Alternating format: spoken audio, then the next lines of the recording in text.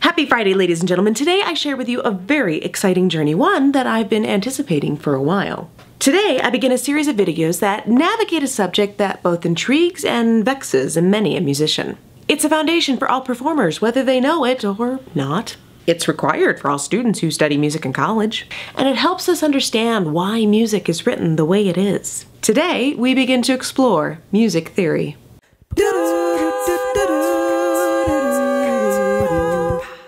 Before we can really delve into the complicated stuff, we gotta lay out some groundwork. The first 6 videos are going to explore some terminology that is essential before we move forward. These first few videos will explore the elements of music. Like the elements on the periodic table, the music elements are the building blocks of everything moving forward. These 6 elements are rhythm, melody, harmony and texture, timbre, expression, and form. Today we'll explore the first of those elements, rhythm, the element that organizes the movement in time. It's been said by many people who are much smarter than me, we really are hardwired to understand rhythm. Our very bodies require a rhythm to function. Whether we're talking about the pulse of our heart or electric signals sent from our brains to our limbs and back again, the very idea of beat, the first aspect of rhythm, is not even second natured to us, it's first natured.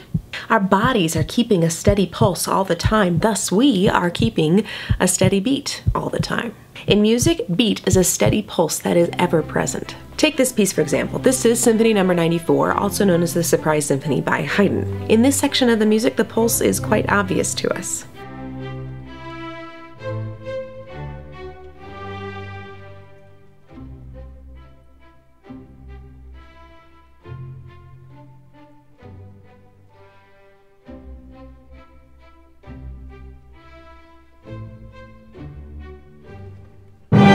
Throughout this piece, the beat remains and continues to organize the music. In fact, within that pulse that we hear, there's a strong beat and a weak beat. This connects to our second part of rhythm, meter.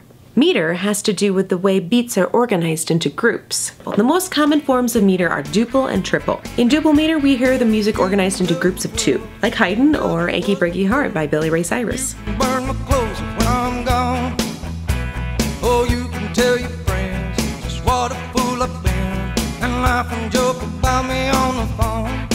In duple meter, we hear the music broken down into 2 groups, strong beat and a weak beat, strong beat and a weak beat, rinse and repeat. The other kind of meter that is common is triple meter. In this kind of meter, we hear a strong beat and 2 successive weak beats. Strong, weak, weak, strong, weak, weak. The song we hear right now is an example of triple meter.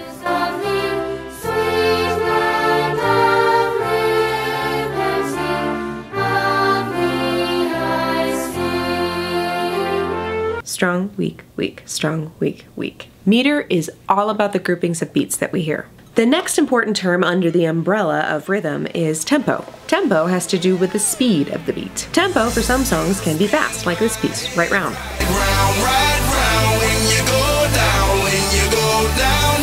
The beat is going very fast. Or the beat can go quite slow, like this example, Moonlight Sonata.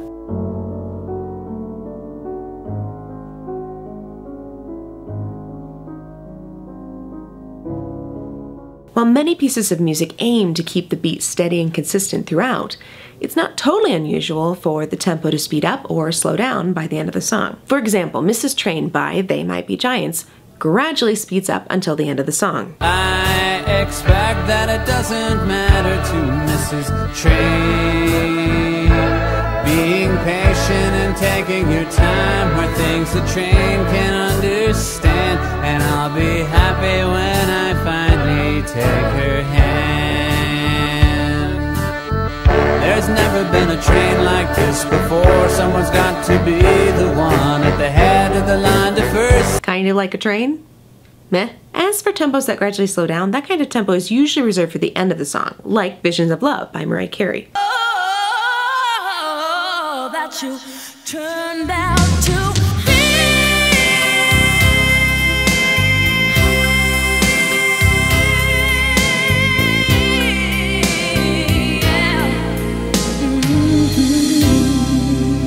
One song that's famous for its tempo changes, both fast and slow, throughout the song is Bohemian Rhapsody by Queen. Click on the album cover to listen to the song and watch me move to the beat throughout. You'll hear and see tempo changes.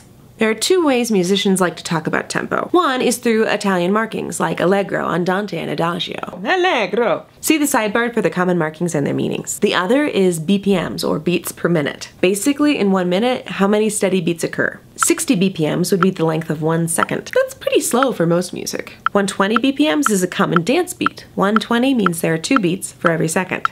Once you start moving towards 160 BPMs, you're getting quite fast. Around 200 is typically the fastest you can go without it turning into a pile of spaghetti. Metronomes are those clicky things that you sometimes hear musicians using while they practice. It's only meant to guide their practice. They wouldn't use it in performance. Metronomes generally use the BPM system. Fun fact, Beethoven is generally considered the first composer to use metronome markings like 60 BPMs in his music. Final piece of the puzzle, and that's the specific rhythms you hear in a certain section of the music. In a later video, we'll really dissect this in great detail, but for today, let me showcase the difference between beat and melodic rhythm. Here's the side-by-side of a favorite chant of mine. We're gonna go, go, go, we're gonna go, go, go, we're gonna go, go, go, and stop.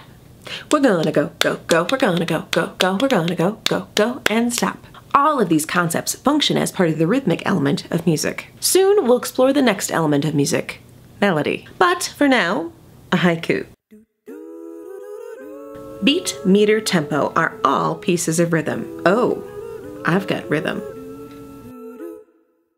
Now it's your turn. Click on one of these videos and see if you can figure out which part of rhythm I'm showcasing. Beat, meter, tempo, or melodic rhythm.